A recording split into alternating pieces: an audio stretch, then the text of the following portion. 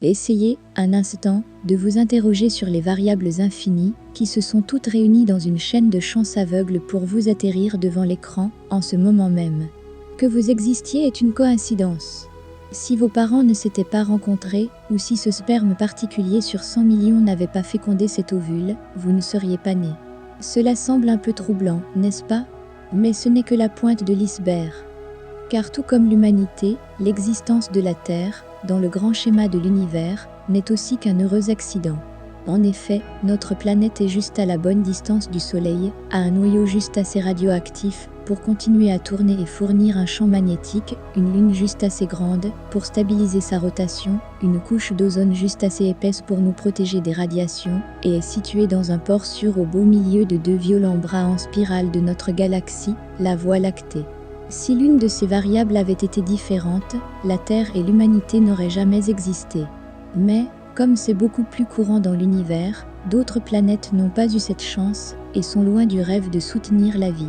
Et beaucoup d'entre eux sont assez bizarres, pour faire bouche bée même, les astrophysiciens les plus chevronnés, car ils se moquent des lois de la physique et soulèvent plus de questions que de réponses.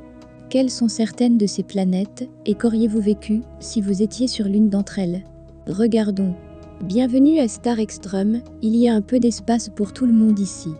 Corot 7b, 2 enfers en un.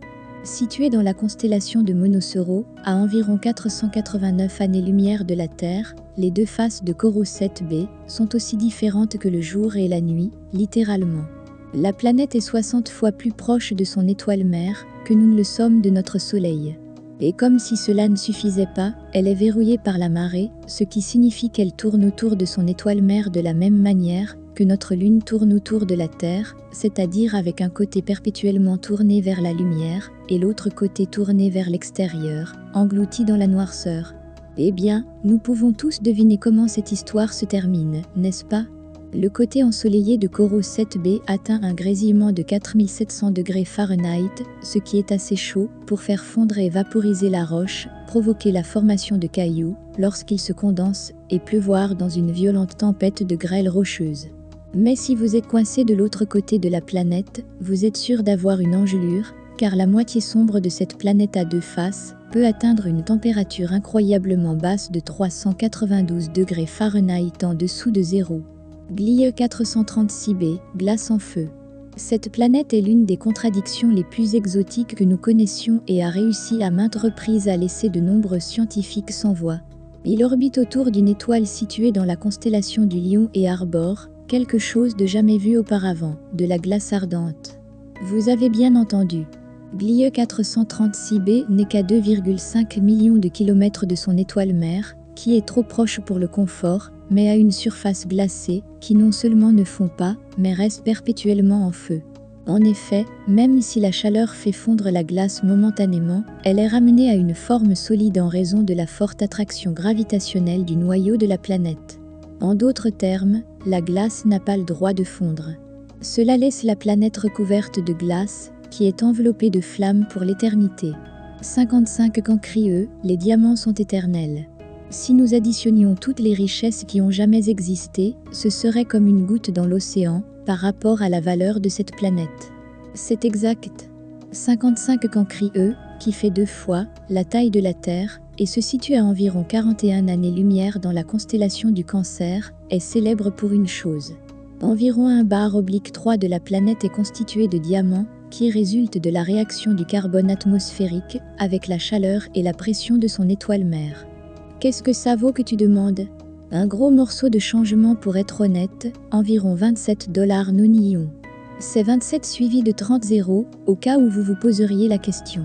Pour mettre les choses en perspective, le PIB de notre bonne vieille Terre en 2019 était d'environ 142 billions de dollars, ce qui signifie que la planète diamant vaut environ 200 quadrillions de fois plus que le PIB de la Terre et à peine 0,2% des diamants de la planète rapporterait facilement tous les dettes détenues par les gouvernements de notre monde.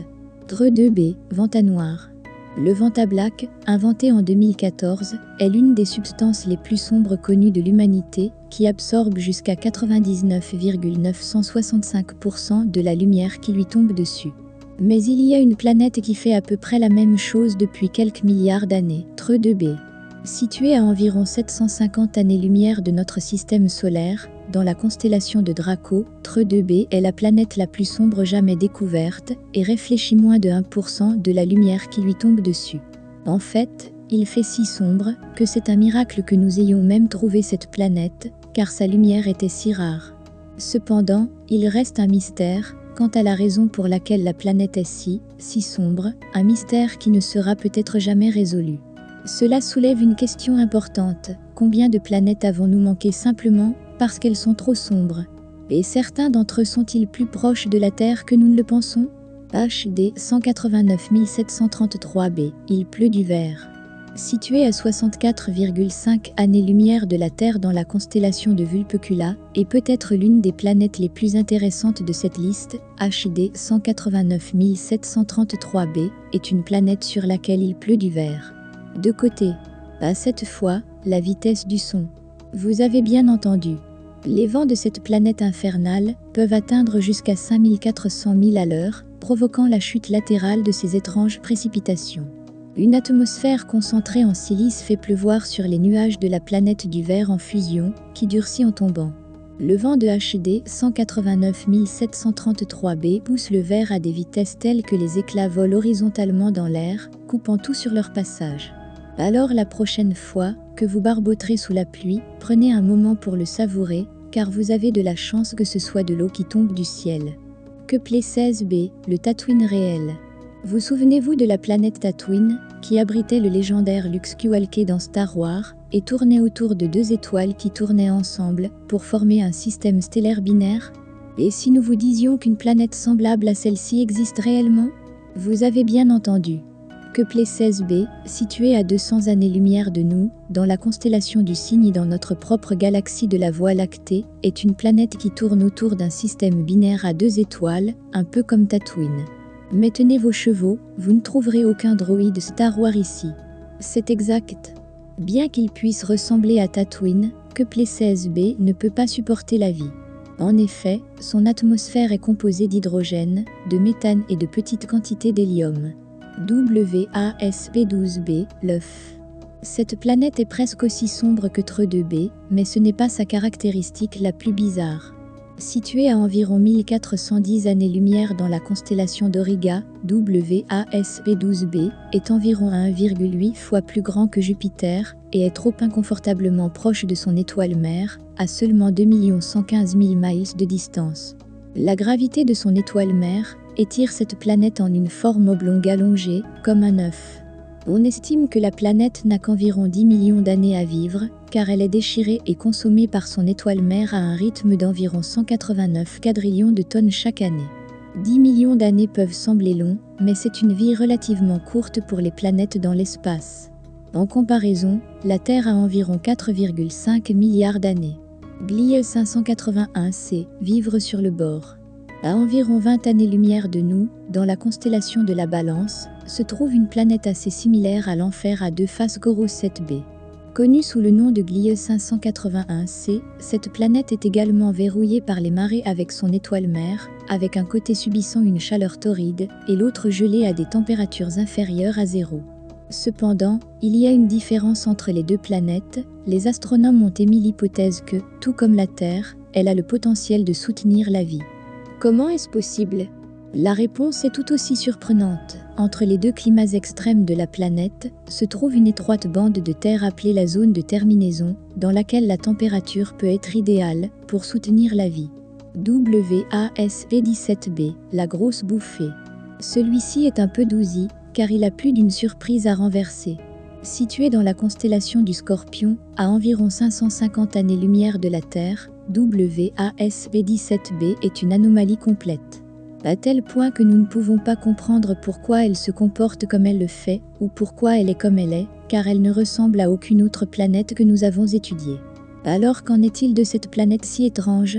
Eh bien, pour commencer, elle est 2 fois plus grosse que Jupiter, mais seulement la moitié de sa masse, ce qui rend sa densité assez faible pour une planète de cette taille, c'est pourquoi elle est connue sous le nom de planète gonflée.